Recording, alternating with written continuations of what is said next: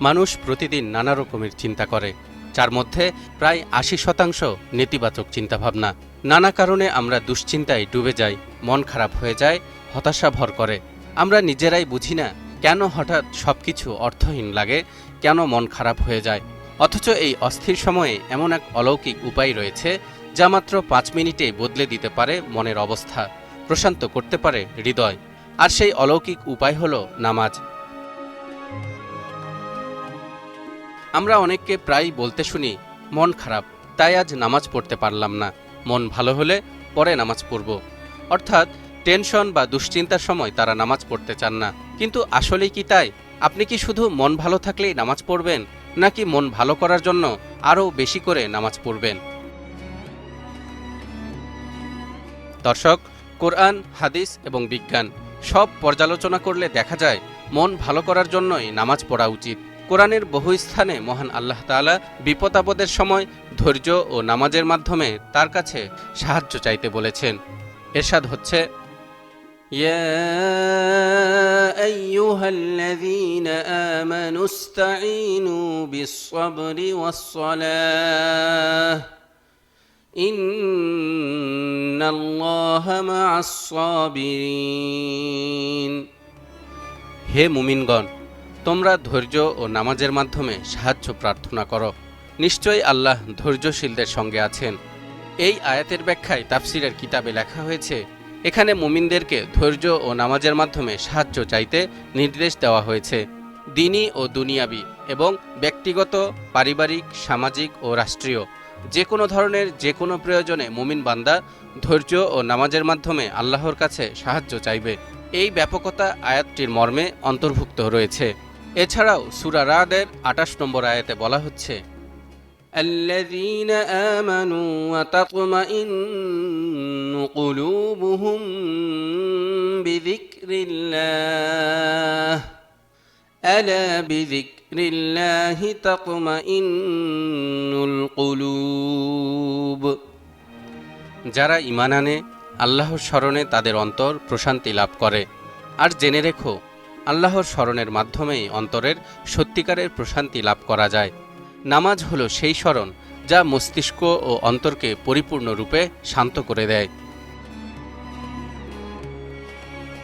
হাদিসে এসেছে, বান্দা সিজদারত অবস্থায় আল্লাহ তাআলার সবচেয়ে বেশি নিকটে থাকে, তাই সেই অবস্থায় বেশি বেশি দোয়া করতে উৎসাহিত করা হয়েছে। জানানো হয়েছে, সে সময়ের দোয়া অবশ্যই কবুল হয়। এমনকি এ সময়ে কৃত নবীজির একটি দোয়াও হাদিসে বর্ণিত হয়েছে, আল্লাহুম্মা গফিরলি যামবি কুল্লাহু দিক্কাহু ওয়া জিল্লাহু ওয়া আউওয়ালাহু ওয়া আখিরাহু ওয়া আলানিয়াতাহু ওয়া সিররাহু। হে আল্লাহ, আপনি আমার ছোট বড়, প্রথম শেষ, প্রকাশ্য অপ্রকাশ্য সকল গুনাহ ক্ষমা করে দিন। এদিকে আধুনিক মনোবিজ্ঞান বলছে, নামাজের অভ্যাস মানসিক চাপ, হতাশা, এমনকি অ্যাংজাইটি ডিসঅর্ডার পর্যন্ত কমাতে সাহায্য করে। হার্ভার্ড মেডিকেল স্কুলের তথ্যমতে, যারা দৈনিক নামাজ বা প্রার্থনায় সময় দেন, তাদের মধ্যে হতাশা ও দুশ্চিন্তার পরিমাণ ৪৫ থেকে ৬০% কম। নামাজের মধ্যে উঠা বসা, রুকু সিজদা, কোরআন তেলাওয়াত সবকিছু মিলে তৈরি হয় এক অভাবনীয় মাইন্ডফুল মেডিটেশন বা মননশীল ধ্যান, যা এক নীরব মেডিকেল থেরাপির মতো কাজ করে।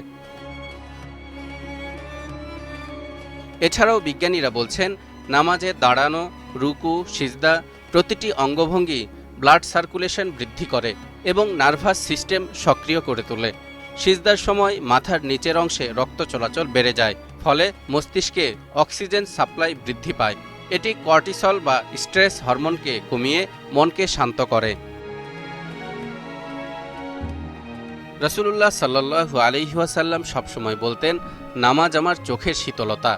নবীজির জীবনে কষ্ট কম ছিল না, তবুও তিনি বলতেন, বিলাল, আমাদের নামাজের মাধ্যমে প্রশান্ত করো। অর্থাৎ, বিলাল, তুমি আজান দাও, এরপর নামাজের মাধ্যমে আমরা আমাদের অন্তরকে প্রশান্ত করব। রাসূলুল্লাহ সাল্লাল্লাহু আলাইহি ওয়াসাল্লাম সর্বদা শান্তি খুঁজতেন নামাজে, আর আমরা শান্তি খুঁজি ভিন্ন কোনো উপায়ে। বিপদ আপদের সময় আমরা বলি, মন ভালো হলে পরে নামাজ পড়ব। আর নবী সাল্লাল্লাহু আলাইহি ওয়াসাল্লাম ও তার সাহাবীরা বিপদ আপদের সময় আরও একাগ্রতার সাথে নামাজ আদায় করতেন। এবার আপনি তাহলে কি করবেন? মন ভালো থাকলে নামাজ পড়বেন নাকি মনকে ভালো করার জন্য নামাজ পড়বেন? প্রিয় ভাই ও বোনেরা, আজ থেকে সিদ্ধান্ত নিন, মন খারাপ থাকলে ফোন নয়, ফেসবুক নয়, সোজা চলে যাব সিজদায়। কারণ পৃথিবীর সবচেয়ে শান্তির জায়গা হলো সিজদা, যেখানে আপনি আল্লাহর সবচেয়ে কাছে থাকেন।